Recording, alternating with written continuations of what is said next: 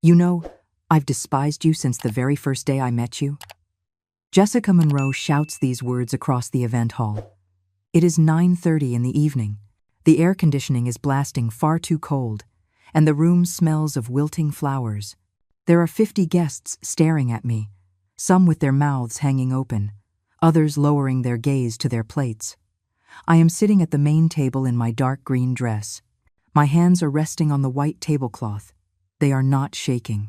Jessica is standing, holding her champagne flute. Her white dress is a size too small.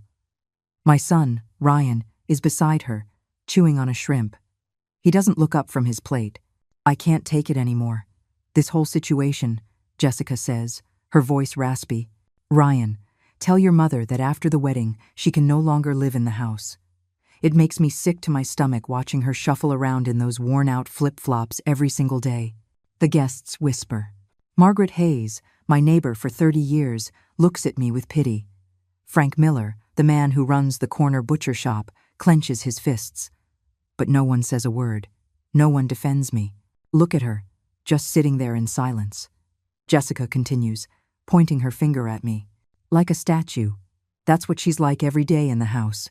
Wandering the halls like a ghost, banging pots and pans around at 5 o'clock in the morning.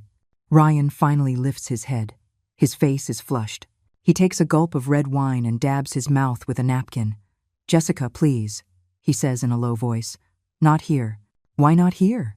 Jessica laughs. Everyone already knows. Everyone knows your mother is a burden on us. A 67-year-old woman who doesn't know how to do anything but make casseroles and watch her daytime soap operas. I feel the heat rising up my neck, my cheeks burning. But I say nothing. I do not move. I just smile. A small, almost imperceptible smile. Because they do not know what I know. They do not know what I have been preparing for the last 3 months. Besides, Jessica says, taking a step toward me, after the wedding, we're going to need the whole house for ourselves, for our children. Your mother can go live in a nursing home. There are plenty of good ones in the city. Ryan nods. My own son nods, as if it were the most natural thing in the world, as if I were a piece of old furniture that was no longer useful. Caroline, Jessica says, addressing me directly now, I hope you understand that things are going to change. You've done your part as a mother. Now it's time for you to step aside and let us live our lives. The silence is heavy, dense. I can hear my own breathing. I can hear the ticking of the wall clock. Everyone is waiting for my reaction. They expect me to cry, to scream, to get up and run out like a defeated woman. But I am not a defeated woman. Not after everything I have discovered. Not after all the months I have spent preparing for this exact moment. Jessica is right, I say finally. My voice comes out calm and clear. It is time for things to change. Everyone looks at me, surprised. Jessica smirks, thinking she has finally broken me. Ryan sighs in relief, believing this will be easier than he thought. But then I do something no one expects. I raise my right hand and give a discreet signal to the MC standing by the sound system. He sees me. He has been patient. He knows exactly what to do. We have rehearsed this many times. Ladies and gentlemen, the MC says, taking the microphone, the mother of the groom has prepared a very special surprise for the future spouses. A gift they will never forget. Jessica looks at me, confused. Her malicious smile slowly fades. Ryan stops chewing, his mouth agape. Everyone turns toward the giant screen hanging on the main wall of the hall. The lights dim. The murmur of the guests ceases completely. I continue to smile. Because after 67 years of life, after 40 years of marriage, after 35 years of being a mother, my moment has finally arrived. The screen hums to life. And then, slowly, the video that will change everything forever begins to play. The video that will show everyone who my son Ryan really is, who Jessica Monroe really is. The video that will set me free, once and for all. In the darkness of the hall, as the screen comes alive, I think of only one thing. They had no idea I had it all planned. That for months, I had been gathering proof. That for months, I had been waiting for this exact moment. My revenge is just beginning. It all started 5 years ago, when my husband Theodore died of a heart attack. Ryan was 30 years old then. He was living in his downtown apartment, working at his godfather's hardware store, and he would come visit me every Sunday after church. He would bring donuts and fresh ground coffee. We would sit in the kitchen and talk about his job, his plans, the girls he was dating. "Mom," he would say, taking my hand, "don't you worry about a thing. I'm always going to take care of you. Dad asked me to before he died, and I gave him my word." Those words were a comfort. They made me feel that I was not alone in the world, that my only son loved me as I had loved him for all those years. But everything changed when Ryan lost his job. The hardware store went under, and he could not find anything else. He had bank debts. He had to give up his apartment. One night, he showed up at my house with 2 suitcases and eyes red from crying. "It's just for a few months, Mom," he said, "until I get back on my feet." I said yes. Of course I said yes. He was my son, my only family. The house was large, filled with memories of his father. I thought it would be nice to have the company. The first few months were peaceful. Ryan looked for work during the day. At night, we would watch television together. I cooked his favorite meals. He helped me with the heavy groceries. It seemed like everything would be fine. But Ryan did not find a job. 6 months passed, then a year. He started drinking beer in the afternoons. He would stay up late watching videos on his phone. He stopped helping me with chores around the house. He stopped looking for work with the same energy. "This town has no opportunities," he would say. "All the jobs are for young people who know their way around a computer." I tried to encourage him. I told him things would get better, that he had to be patient. But inside, I was starting to worry. My son was changing. He was becoming bitter, resentful. And then Jessica Monroe appeared. He met her at a birthday party at his cousin Megan's house. Jessica was 23 years old. She worked as a paralegal at a law firm and came from a wealthy family. Her father owned 3 clothing boutiques downtown. Ryan came home that night talking about her as if he had met a goddess. "Mom, she's the most beautiful woman I've ever seen. She's smart, elegant, sophisticated, and she actually paid attention to me. I can't believe it." At first, I was happy for him. I thought a girlfriend would do him good, that it would motivate him to get a job, that it would pull him out of the depression he was sinking into. But when Jessica came to visit for the first time, I knew immediately there was something I did not like. She arrived in an expensive dress and high heels. She looked at my home as if it were a dirty place. She sat on the edge of the sofa as if she were afraid of getting it soiled. "Caroline," she said to me with a fake smile, "Ryan has told me so much about you. You have such a lovely home." But her eyes said something else. Her eyes scanned the old curtains, the worn wooden furniture, the yellowed photographs on the walls. Her eyes were judging me. During dinner, Jessica talked nonstop about her job, her friends, the expensive restaurants she liked to eat at. Ryan looked at her, captivated, hanging on every word that came from her red-painted lips. "My family has a house at the beach," Jessica said. "We should go for a weekend, Ryan. You'll love it." After that first visit, Ryan began to change even more. He started criticizing my cooking. Jessica says I eat too much salt, that it's not healthy. He started complaining about how I dressed. "Mom, why don't you buy some more modern clothes? Jessica knows some really great stores." Slowly, my son drifted away from me. We no longer watched television together. We no longer talked in the kitchen. He went out every night with Jessica and came home late. On weekends, he would go to the Monroe's beach house. And when he returned, he always had something to complain about. That the house was too old, that I did not know how to cook modern food, that my friends from the neighborhood were uneducated people. "Jessica says you should learn how to use a computer," he told me once. "That women your age can't afford to get left behind." "Jessica says this house needs a complete remodel," he said another time. "It'll never be worth anything looking like this." It was always, "Jessica says this, Jessica says that," as if that girl's opinions were worth more than mine, as if she knew my own house, my own life, better than I did. But the worst came when Ryan announced they were getting married. It was a Tuesday evening. I was washing dishes after dinner. He came in with a bottle of wine and 2 glasses. "Mom, I have some important news," he said. "Jessica accepted my proposal." End of 2.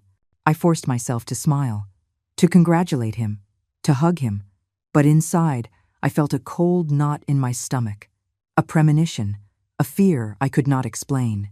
"When are you getting married?" I asked him. "In 6 months. Jessica wants a big wedding. Her parents are going to pay for everything." That night, after Ryan went to bed, I lay awake, thinking about how my son had changed, thinking about the way Jessica looked at me, thinking about the future. And for the first time in my life, I was afraid of being alone. Not alone because my husband was gone, but alone because my own son was becoming a stranger. Someone who no longer saw me as his mother. Someone who saw me the way Jessica saw me. As an obstacle. As something old and useless. That was the night I began to understand that my son was no longer my son. He had become someone else. A person I did not know. A person who scared me. The first time I learned the truth was on a Thursday afternoon. Ryan had gone out with Jessica to look at wedding dresses. I was cleaning his room, because he never did it anymore. Under his bed, I found a folder full of papers. At first, I thought they were documents from the job he had gotten at the gas station. But when I saw my name written on one of the papers, my curiosity got the better of me. I opened the folder, and my world fell apart. They were bank documents. Paperwork for a loan Ryan had taken out using my house as collateral. My house. The house my husband and I bought with the sweat of 40 years of work. The house where Ryan was born and raised. He had forged my signature. He had submitted documents stating that I had agreed to put the house up as security for a $20,000 loan, money he had used to buy a new car and to pay for the honeymoon Jessica wanted in Cancun. My hands trembled as I read. My heart pounded so hard I thought I was going to have a heart attack like my husband. Ryan had lied. He had committed fraud. He had put the only place I had in the world at risk. But the worst was yet to come. I found other papers. Copies of documents showing that Ryan had been researching nursing homes. He had a list with prices, locations, services. He had marked the cheapest ones with a yellow highlighter. On a loose sheet, in his own handwriting, he had jotted down, "Mom, Oakwood Meadows, $3,000 a month, close to the hospital in case of emergencies." I sat on his bed, the papers in my hands. I could not breathe. I could not think. My own son was planning to put me in a home. My own son had decided my future without asking me a single thing. But there was still worse to come. At the bottom of the folder, there was a yellow envelope. Inside, I found a handwritten letter from Jessica. A letter addressed to Ryan that said, "My love, I already spoke with my parents and they agree. After the wedding, your mom can't keep living with us. It's impossible to start a new family with an old woman in the house. I already checked, and Oakwood Meadows is very nice. They have nurses 24 hours a day and activities to keep her busy. We can sell some of your mom's old furniture to pay for the first 3 months. Don't feel guilty. It's for the best for everyone."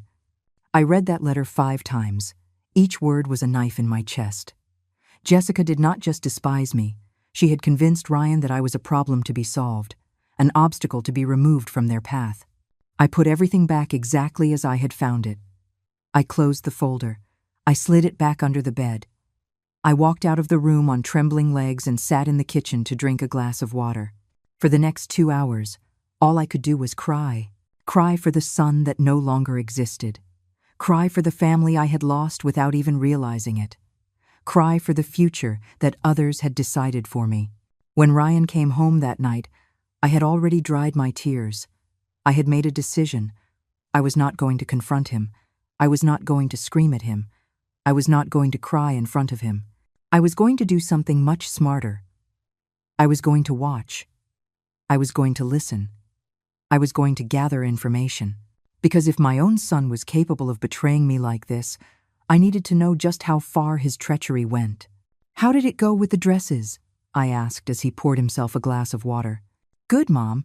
Jessica found a really beautiful one. A little expensive, but her parents are going to help." He lied so naturally. He smiled while he lied to me, as if I were a fool who did not notice anything. "I'm happy for you both," I said. "You deserve the best." That night, after Ryan fell asleep, I began my own investigation. I went through all the papers I had on my desk. I looked for documents for the house, my husband's life insurance policy, my bank account. I discovered that Ryan had been going through my things for months. Some papers were in different places. Others had marks from being photocopied. I also found something that chilled me to the bone. An app on his phone that he had left open on the kitchen table. A voice recording app. There were files dated over the last 3 months. Recordings of our conversations. I put on headphones and listened to one. It was a conversation we'd had the week before about my savings. I had told him I had a little money put away for emergencies.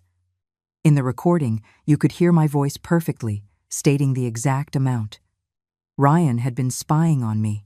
He had been compiling information about my money, my property, my private conversations. That dawn, sitting in the darkness of my kitchen, I understood that the situation was much worse than I had imagined. They did not just want to get rid of me. They were planning to rob me. They were documenting everything to justify that I was a senile old woman who could not manage her own affairs. For the first time in 67 years of life, I felt true terror. Terror of my own son. Terror of ending up on the street. Terror of dying alone and abandoned in a home while they lived in my house with my money. But along with the terror came something I had never felt before. Rage. A cold, calculating, intelligent rage. A rage that did not ask me to scream or cry. A rage that asked me to plan. If Ryan and Jessica wanted to play dirty, I was going to teach them how to really play dirty. If they thought they could manipulate a foolish old woman, they were about to find out they had picked the wrong woman. That dawn, while they slept peacefully, believing they had everything under control, I began to plan my counterattack. They did not know that in 40 years of marriage, I had learned to be very observant. They did not know that I had raised a son and therefore knew every form of manipulation. They did not know that the quiet, submissive woman they saw every day was just a mask. A mask I had worn to keep the peace in my family. But the peace was over, and the mask was about to come off. The next day, my real work would begin. The work of saving my life and my dignity. The work of showing them they had chosen the wrong victim. The work of preparing the complete and utter destruction of their plans. The next day, I woke up at 5 o'clock in the morning, as always. But this time was different. I was not the same woman who had gone to bed the night before. During those few hours of sleep, something had changed inside me. The victim had died. A strategist had been born. I made coffee and sat in the kitchen with a new notebook I had bought the previous week to write down recipes. Now, I was going to use it for something completely different. To plan the downfall of my son and his fiancée. On the first page, I wrote, Ryan Thompson and Jessica Monroe, Revenge Plan. Below, I made a list of everything I had discovered. The fraudulent loan, the nursing home plans, the secret recordings, Jessica's letter. It was all documented. I had proof, but I needed more. When Ryan came down for breakfast, I had my first performance ready. Son, I said, serving him scrambled eggs, I was thinking yesterday about what you said about the wedding. I think you're right. This house is too old for a young couple. Ryan looked up, surprised. Really, Mom? Yes, I lied with a smile. Jessica deserves to start her marriage in a nice place. You two need your privacy. Ryan's eyes lit up. He thought he had won, that he had finally convinced me to leave voluntarily. So what are you going to do? Where will you go? Well, I said, acting as if I were thinking it over, I've been looking at some options. There are some very nice places for people my age, with activities, nurses, other ladies to talk to. It was a lie, of course, but I needed Ryan to think his plan was working. I needed him to let his guard down. I'm so glad you're thinking that way, Mom. Jessica is going to be thrilled. After breakfast, Ryan left for work, whistling. He thought he had won the lottery, that I would leave without a fight and he would get everything. As soon as he was gone, I picked up the phone and called Arthur Vance, the lawyer who had been my husband's friend for 30 years. Arthur was 72 and retired, but he still helped old friends with legal problems. Arthur, I said, I need to see you urgently. It's a very serious matter. Of course, Caroline. Do you want me to come to your house? No. Better at your office. And Arthur, this has to stay between us. No one can know I came to see you. An hour later, I was sitting across from Arthur in his small downtown office. I told him everything. I showed him the copies I had made of the fraudulent loan documents. I showed him Jessica's letter. I explained about the recordings. Arthur listened in silence, shaking his head sadly. When I finished speaking, he took off his glasses and wiped his eyes. "Caroline," he said, "this is very serious. Ryan committed forgery and bank fraud. He could go to prison. I don't want to send him to prison, Arthur. He's my son. But I also don't want to end up in a nursing home while they live in my house with my money. What do you want to do then?" "I want to protect myself. I want to make sure they can't do anything to me. And I want them to learn a lesson they will never forget." Arthur smiled. It was the first time I had seen him smile since I arrived. "I always knew you were smarter than you let on.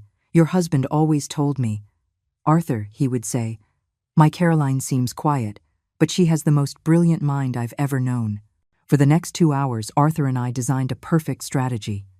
First, he would legally investigate the fraudulent loan. Second, he would help me change my will without Ryan finding out. Third, we would document everything Ryan and Jessica were doing. "You need more solid proof," Arthur told me.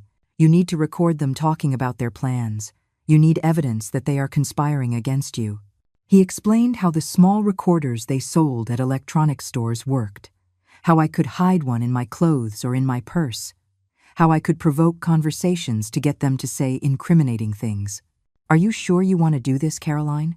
Once we start, there's no turning back." "I'm sure," I said. "I spent 40 years being an obedient wife, 35 years being a sacrificial mother. It's time for me to be a woman who defends herself."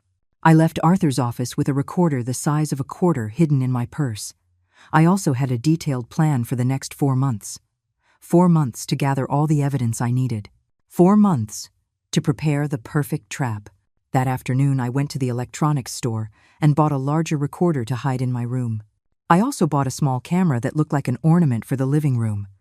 The salesman, a very kind young man, showed me how everything worked. "It's to keep an eye on the house when I go on trips," I lied. "You know how things are with security these days." When I got home, Ryan had already returned from work. He was in the living room on the phone with Jessica. He had not noticed I was home. "Yes, my love," he was saying. "I already spoke with her this morning. She's on board. She says she's going to look for a home on her own." I stood listening from the kitchen. "No, it won't be a problem." I think she was even relieved. You know how old people are. They feel like a burden. I turned on the recorder in my purse. "The money? Don't worry. As soon as she's gone, we'll sell some of the furniture and we'll have cash for the first few months. Then we'll see about cashing out my dad's life insurance policy that's in her name." Every word was a stab. But now, every stab was being recorded. Every lie was being documented. "I love you, Jessica. Soon we'll be alone and everything will be perfect." When he hung up, I walked into the living room with a smile. "Was that Jessica?" "Yeah, Mom. I told her you decided to look for a place to live. She's really happy." "I'm so glad," I lied. "Do you have a date for the wedding yet?" "We're thinking February. Jessica wants it to be in the spring." "How lovely. I'll start looking at homes tomorrow. I want to have everything settled by then." Ryan hugged me. "You're the best mom in the world. Jessica was right. She says you're so smart for making this decision." As he hugged me, I thought about everything I had recorded, about everything I was going to record in the coming months, about the surprise I had in store for them. That night, after dinner, I went to my room early. I placed the larger recorder under my bed and programmed it to record all night. I wanted to hear if Ryan and Jessica talked when they thought I was asleep. The next day, when I checked the recording, I discovered they had spoken. At 11 o'clock at night, Jessica had come over. They had been in Ryan's room for 2 hours, planning my future. "Did you find out how much the house is worth?" Jessica asked. "My Uncle Charlie says at least $500,000. It's in a really good neighborhood." "Perfect. With that, we can pay for the big wedding I want and still have enough left over to remodel everything." "And what if my mom changes her mind?" "She won't. Old ladies like her always end up doing what they're told. Besides, she already signed the loan papers. Even if she wanted to, she can't back out now." Listening to them plan my destruction with such coldness, with such calculation, I felt the last traces of maternal love disappear from my heart. They were not just greedy, they were cruel. They were planning to leave me with nothing while they enjoyed the fruits of my entire life's work. But what they did not know was that I was also planning. And my plan was going to be much better than theirs. Over the next few days, I continued my perfect performance. Every morning, I pretended to look for nursing homes in the newspaper. Every afternoon, I told them about the calls I had made. Every night, I listened to their secret conversations and recorded everything. The quiet woman had awakened, and she was ready for war. For the next 3 months, I became the best actress in the world. Every day I perfected my role as the resigned old woman who had accepted her fate. Meanwhile, I gathered evidence like a professional detective. The recordings piled up. Ryan and Jessica talked every night about their plans, about how they were going to remodel my house, about the furniture they were going to sell, about the money they were going to get from my husband's life insurance. After the wedding, we're changing all the locks, Jessica said, so your mom can't come back even if she changes her mind. What if she comes for her things? We give her an hour to pack the basics. The rest we sell or throw out. It's not like she'll need anything in the nursing home anyway.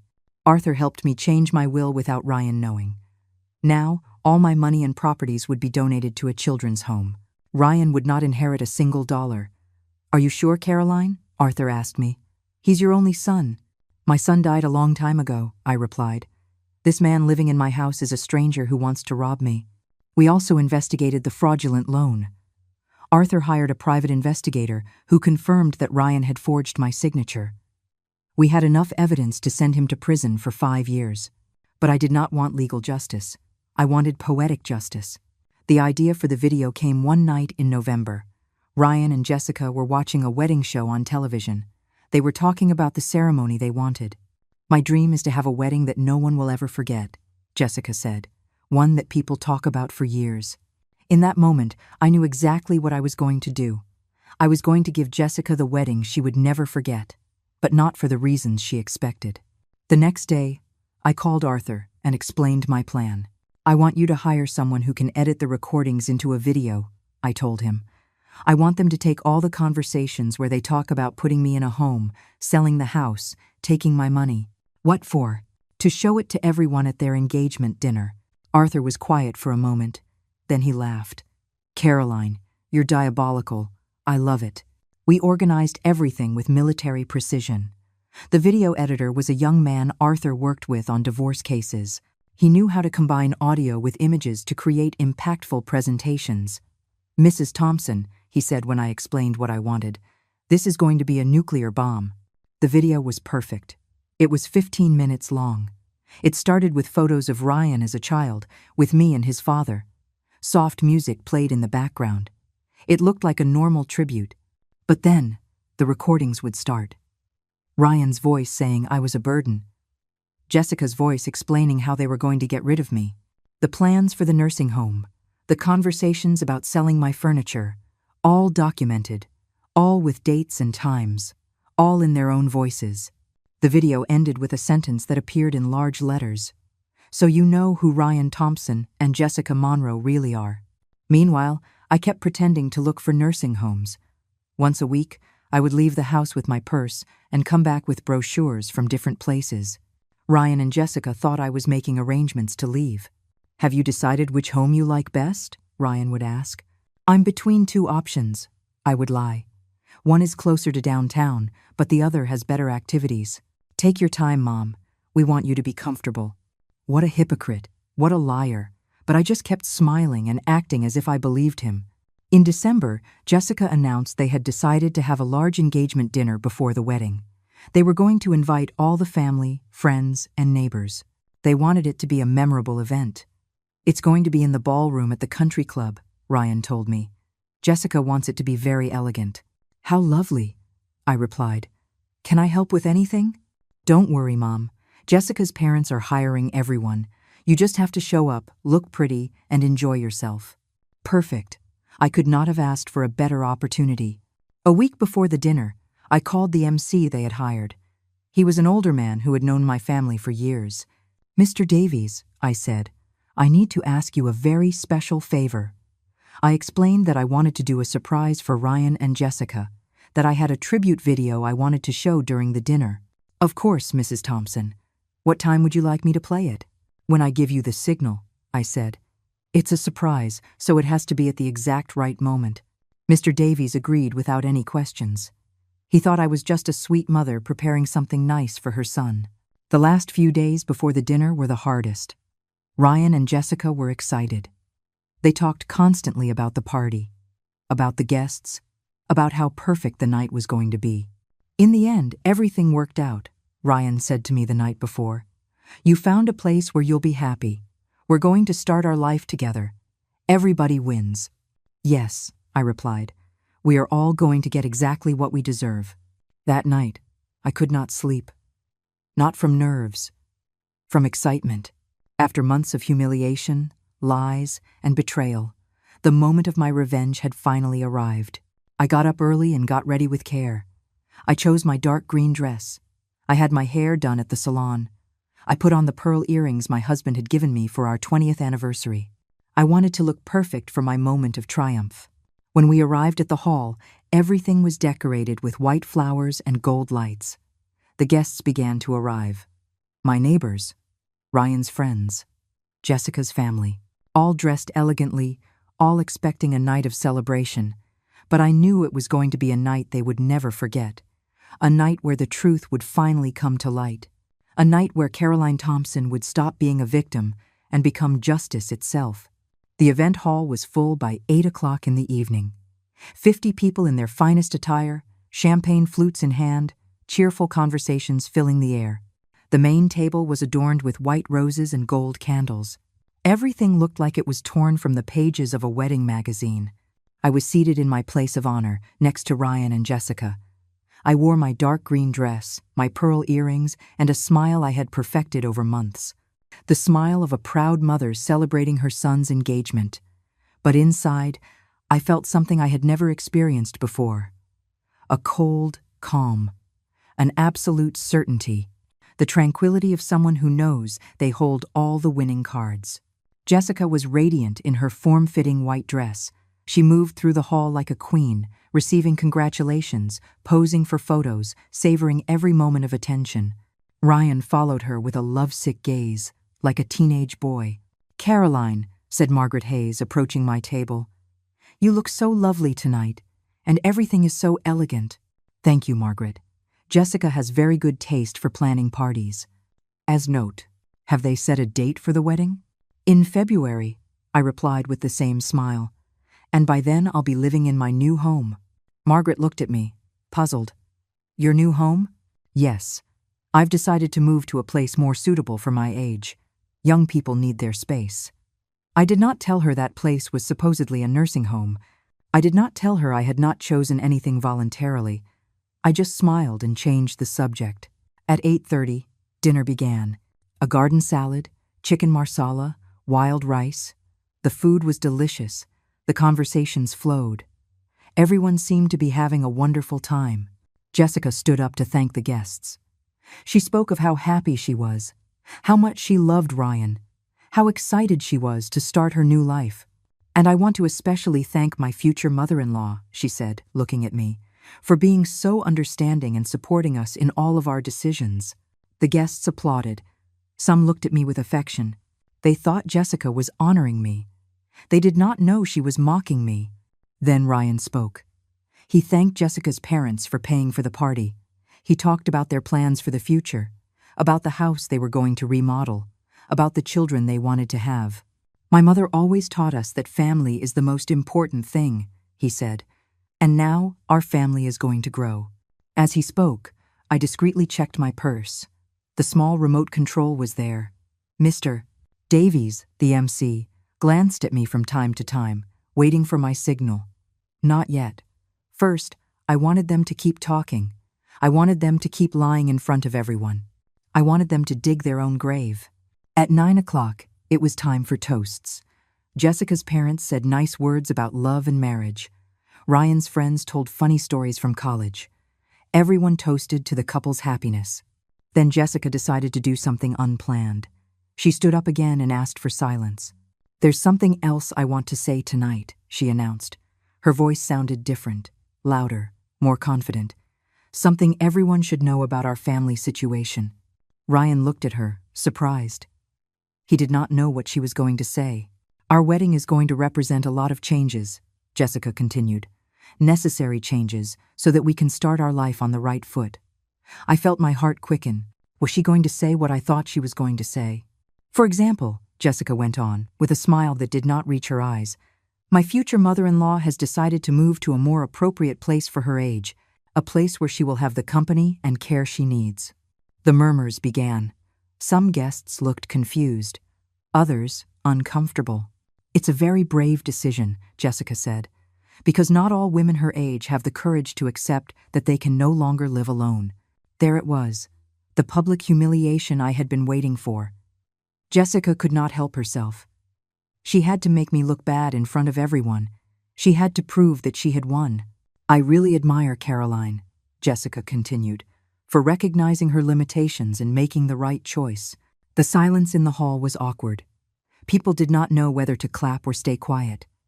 Ryan's face was red, and he was trying to signal Jessica to stop, but she was on a roll. She had started and could not stop. "At first I thought it would be difficult to convince her," she said, laughing, "but it turned out to be easier than I imagined. In the end, older people understand when they are no longer useful." Those words were like a slap in the face. Several guests exchanged shocked glances. Margaret looked outraged. Frank was clenching his fists. "Jessica," Ryan mumbled, "please." "What?" Jessica said. "I'm just telling the truth. Your mom has served her purpose. She raised her son. She was a wife. Now it's her turn to step aside so the new generations can thrive." The venom in her voice was impossible to hide. She was no longer pretending to be sweet. She was no longer acting like the perfect fiancée. She was showing her true colors in front of everyone. And that was exactly the moment I had been waiting for. I stood up slowly. Everyone looked at me. Jessica fell silent, waiting for my reaction, waiting for me to cry, to break down, to run out, humiliated. But instead, I smiled, a wide, genuine, satisfying smile. "Jessica," I said, my voice clear and strong, "you're right about one thing. Tonight is going to be unforgettable." I took the small remote from my purse. I looked toward Mr. Davies and nodded. "Ladies and gentlemen," Mr. Davies announced, taking the microphone, "the mother of the groom has prepared a very special surprise, a tribute video for the future spouses." The lights went out. The giant screen lit up. Jessica looked at me, confused. Ryan frowned. And then, my revenge began. The screen showed photos of Ryan as a child. Soft music played in the background. Everything seemed normal, a typical tribute from a proud mother. But I knew what was coming next, and I could not wait to see their faces when they realized what they had really done. My moment had arrived. The soft music filled the hall as photos of a young Ryan appeared on the screen.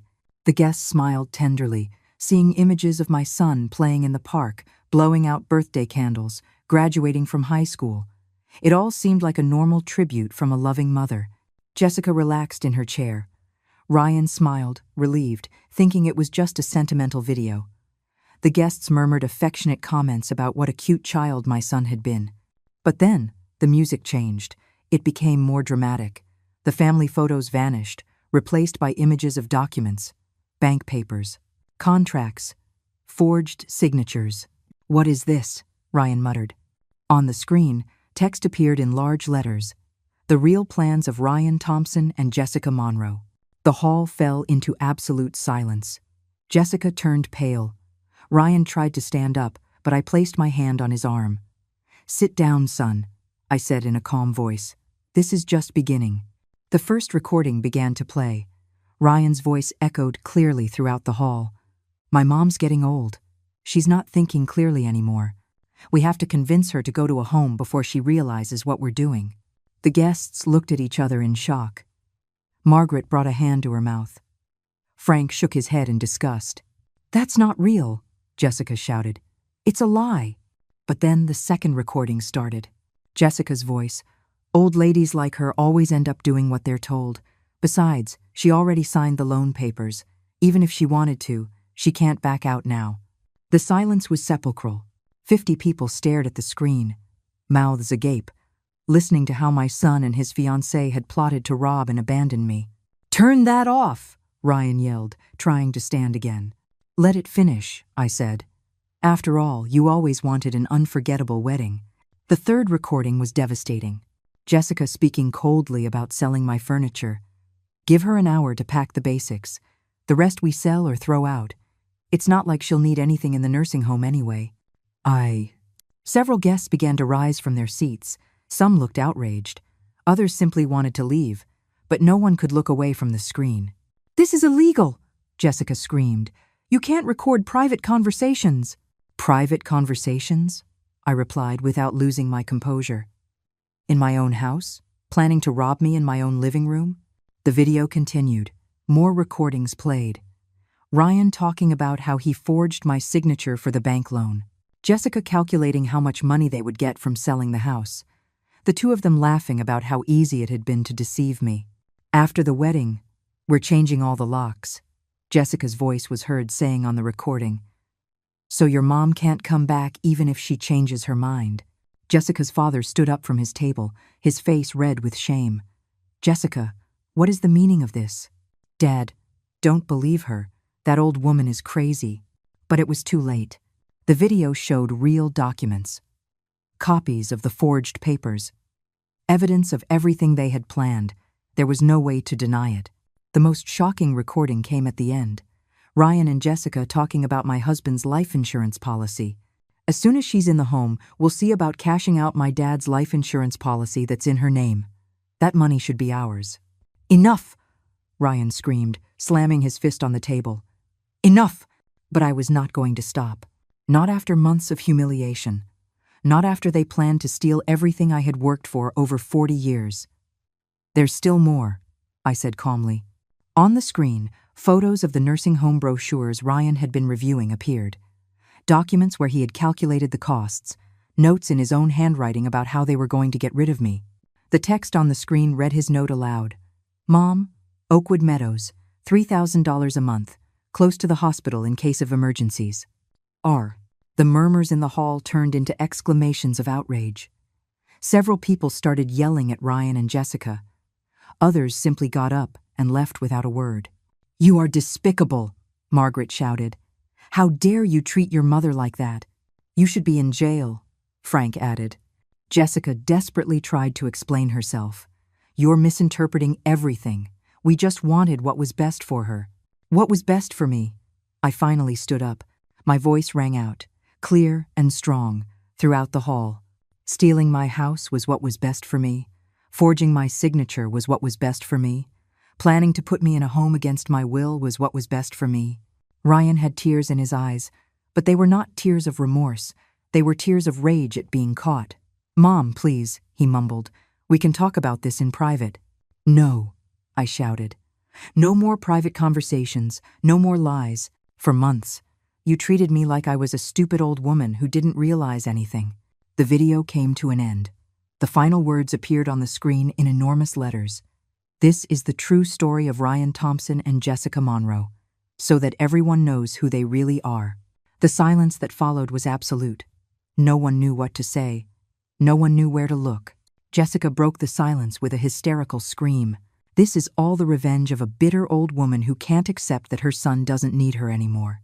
Those words were her final mistake. Because they confirmed everything the guests had just heard on the recordings. They confirmed it was all true. "Jessica," I said, looking her directly in the eye, "you're right about one thing. I am an old woman, but I am not stupid, and I am definitely not a victim." I walked toward the microphone that Mr. Davies had left on a nearby table.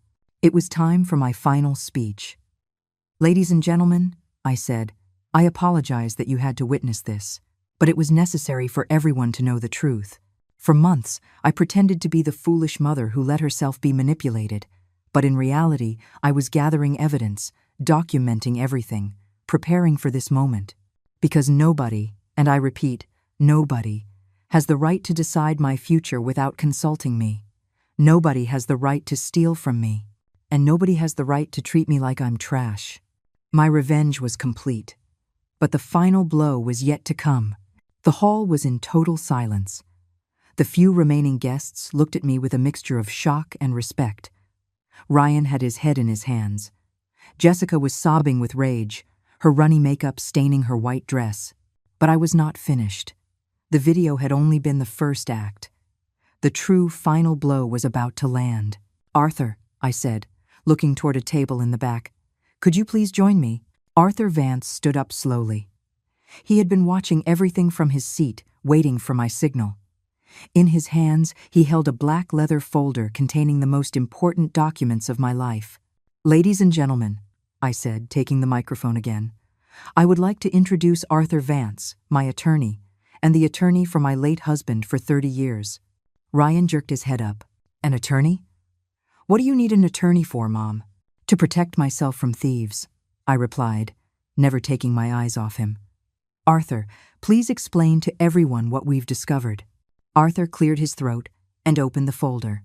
"After investigating the documents Mrs. Thompson provided, we have confirmed that Ryan Thompson committed felony fraud by forging his mother's signature to obtain a bank loan, using this house as collateral." Murmurs filled the hall. Ryan turned ashen. "The loan amount is for $20,000, Arthur continued. "Money that Ryan used to purchase an automobile and for personal expenses, including the down payment for a honeymoon trip to Cancun." "That's not true," Ryan yelled. "Mom gave me permission." "Permission?" Arthur smiled coldly. "Do you have any document proving that permission? Any paper signed by your mother authorizing the loan?" Ryan fell silent. He had nothing because he had never asked for my permission. "Furthermore," Arthur went on, "we have evidence that Ryan was planning to have his mother committed against her will and to appropriate her assets. This constitutes attempted property fraud and elder abuse." Jessica finally found her voice. "You can't prove any of that." "Can't we?" Arthur pulled a small device from his pocket. "All the conversations you heard in the video were recorded in this house over the past 3 months. We have over 20 hours of recordings where you specifically plan how to rob and abandon Mrs. Thompson." The silence was deafening. Every word from Arthur landed like a hammer blow. "But that's not all," I continued. "Arthur, show them the new will." Arthur produced an official document with seals and signatures. "Mrs. Thompson amended her will 2 months ago. Ryan Thompson is no longer the heir to anything whatsoever." Ryan shot up as if he had been shot. "You can't do that. I'm your only son." "You were my only son," I replied. "Now you are just a stranger living illegally in my house." "Where is everything going to go then?" Jessica asked, her voice cracking. "My entire inheritance," I said with satisfaction. "My savings, my house, my life insurance policies, everything will be donated to the Street Jude's Children's Home, to children who actually need help, not to greedy adults who want to rob their own mother." Ryan swayed on his feet. He grabbed the back of a chair to keep from falling. "Mom, please, can we fix this? Can we talk?" I laughed bitterly. "How do we talk after you forged my signature? How do we talk after you planned to have me committed? How do we talk after you calculated how much money you would make from my death?" Arthur held up another document. "We also have an eviction notice. Ryan Thompson has 24 hours to vacate his mother's property." "That's illegal," Jessica screamed. "You can't just kick him out like that." "Illegal?" Arthur looked at her with contempt. "Like forging documents? Like planning to rob an elderly woman? Like conspiring to commit fraud?" I walked over to Ryan and looked him directly in the eyes. My son, the baby I had held in my arms, the boy I had raised with so much love, the man who had betrayed all of it for money. "Ryan," I said in a calm voice, "for 35 years, I gave you everything. My love, my time, my energy, my money. I sacrificed my own life to give you the best life possible." Tears streamed down his cheeks. "But it was too late for tears. And you repaid me by planning to steal everything from me and abandon me in a home as if I were garbage. As if the years I dedicated to raising you were worth nothing. Mom, No," I interrupted. "You no longer have the right to call me Mom. Mothers are for children who respect them. You are just a thief who happens to have come from my womb. M." I turned to Jessica, who was still crying in her chair. "And you, Jessica Monroe? You, who told me I disgusted you from the first day. You who planned to get rid of me like a piece of old furniture. Caroline, Now it is you who disgusts me, I said. Not for your face or the way you dress. You disgust me for your rotten soul, for your heart full of malice. Arthur put the documents back in his folder. Mrs. Thompson, would you like us to proceed with criminal charges? Everyone held their breath. Ryan and Jessica looked at me in terror. They knew I had enough evidence to send them to prison for several years. I thought about my answer. I thought about justice. I thought about revenge. I thought about 40 years of happy marriage. I thought about 35 years of sacrificial motherhood. No, I said finally. I'm not going to send them to prison. Ryan sighed in relief. But, I continued, if you ever come near me again, if you try to contact me, if you even drive down my street, Arthur will file all the charges immediately. I approached the microphone one last time. Ladies and gentlemen, I am sorry you had to witness this, but sometimes it is necessary to show the truth, no matter how painful it is. The few remaining guests began to applaud, timidly at first, then with more force. Margaret stood up and shouted, "Well done, Caroline. Those miserable people deserved it." Others joined in the applause. For the first time in months, I felt respected, valued, strong. Ryan and Jessica gathered their things in silence and left the hall without saying goodbye to anyone. Their parents followed, ashamed and humiliated. The hall emptied slowly. The guests left, discussing what they had witnessed. Some gave me supportive hugs before they left. When I was finally alone with Arthur, I sat down in a chair and took a deep breath. "How do you feel?" he asked me. "Free," I answered. "For the first time in years, I feel completely free." But I knew the real freedom would come later. When I got home and Ryan was no longer there. When I could walk through my own house without fear. When I could begin my new life. My real life. 3 days later, my house was empty. Ryan had come for his things with 2 friends and a moving truck. He did not say a word to me. He did not look me in the eye. He packed his belongings in silence and left forever. Jessica did not come. I suppose she did not have the courage to face me after what had happened at the hall. I walked through the empty rooms, feeling something I had not experienced in years. Peace, real silence. Not the tense silence of someone tiptoeing through their own home, but the golden silence of someone who is finally in control of her own destiny. Ryan's room no longer smelled of beer and dirty socks. The living room no longer had his video games strewn everywhere. The kitchen no longer had his dirty dishes waiting for me to wash them like a maid. For the first time in 5 years, my house was truly mine. That first night, I slept better than I had in a long time. I did not have to listen for secret conversations. I did not have to pretend I was asleep while they planned my future. I did not have to act like the foolish old woman who understood nothing. The next day, my real new life began. Arthur helped me nullify the fraudulent loan. The bank, upon seeing all the evidence, decided not to prosecute Ryan legally, but they canceled the debt immediately and placed an alert on his credit file that would make it difficult for him to get loans for many years to come. "It's a kind of justice," Arthur told me. "He won't go to jail, but he won't be able to commit fraud so easily anymore." I also changed all the locks on the house. I wanted to be certain that Ryan could not get in, even if he had copies of the keys. The first few days were strange. After 5 years of having people in the house, being alone felt odd. But not alone in a bad way. Alone in the sense of freedom. Alone in the sense of being able to do whatever I wanted, whenever I wanted. I could watch my soap operas without anyone making fun of me. I could cook my casseroles without anyone criticizing them. I could walk around in flip-flops in my own house without anyone telling me I was a ridiculous old woman. The story spread through the neighborhood in a matter of days. People talked about what had happened at the engagement dinner. Some congratulated me when they saw me on the street. Others looked at me with a mixture of pity and admiration. Margaret came to visit me every afternoon. "Caroline," she would say, "I never thought you were capable of something like that. I always saw you as so quiet, so submissive." "I didn't know I was capable either," I would reply. "Sometimes you don't know your own strength until you have no other choice." A week later, I received a call I did not expect. It was Jessica's mother. "Caroline," she said in an ashamed voice, "I wanted to apologize for what my daughter did. We didn't know anything about their plans." "I know," I replied. "You are not to blame for what your children did.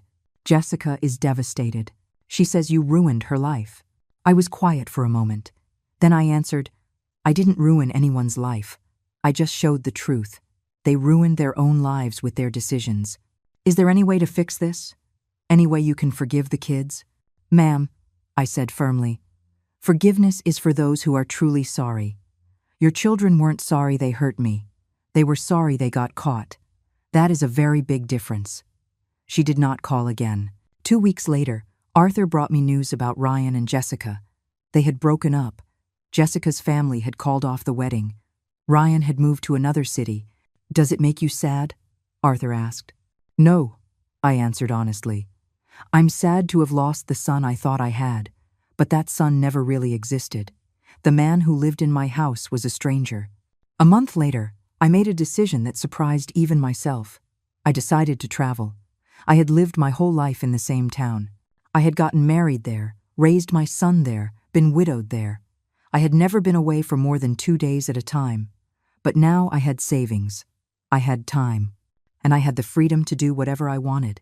I bought a train ticket to Chicago. It was the first time in my life I had traveled alone. The first time I had made a decision just for me, without consulting anyone. The trip was beautiful. I saw landscapes I had never seen. I met new people on the train. I stayed in a small but clean hotel. I walked through parks I had only seen on television. During those 5 days, I realized something important. I was not just Ryan's mother. I was not just Theodore's widow. I was not just the victim of a family betrayal. I was Caroline Thompson, a 67-year-old woman with a whole life ahead of her, with stories to tell, with places to see, with experiences to live. When I returned from the trip, I started making changes to my house. I painted the walls brighter colors. I bought new plants. I replaced some furniture with pieces I liked better. I also started going out more. I joined a group of ladies who met every Wednesday to play bingo. I started going to church on Sundays not out of obligation, but because I enjoyed the company. I even bought new clothes, dresses that made me feel pretty, comfortable yet elegant shoes, earrings that sparkled when I moved. 6 months after the engagement dinner, I was sitting in my garden drinking coffee when a certified letter arrived. It was from a lawyer in the next town over. Inside was a letter from Ryan. A letter asking for forgiveness, saying he understood his mistake, begging me to forgive him and give him another chance. I read the letter twice. Then I folded it and put it in a drawer. I did not reply. Not because I was cruel, not because I could not forgive, but because I understood something fundamental. Forgiveness does not mean going back to being a victim. Forgiveness does not mean allowing someone to hurt you again. I could forgive Ryan in my heart. I could wish him happiness in his new life. But that did not mean I had to let him back into mine. Some decisions are forever, and walking away from someone who betrays you is one of those decisions. That night, sitting in my renovated living room, I reflected on everything that had happened. On the woman I had been and the woman I had become. I had lost a son. But I had gained something more valuable, my dignity. I had lost a family, but I had reclaimed something more important, my freedom. I had lost the illusion of being loved unconditionally, but I had discovered something more powerful, the ability to love myself. I stood up and looked at myself in the living room mirror. I saw a 67-year-old woman with silver hair, expression lines around her eyes, and something new in her gaze. Strength, determination, peace. My story is my own now, I said aloud to my reflection. It's just beginning. And for the first time in decades, those words did not scare me. They gave me hope, because at 67 years old, I had learned the most important lesson of my life. It is never too late to defend your dignity. It is never too late to start over. And it is never, ever too late to choose to be free.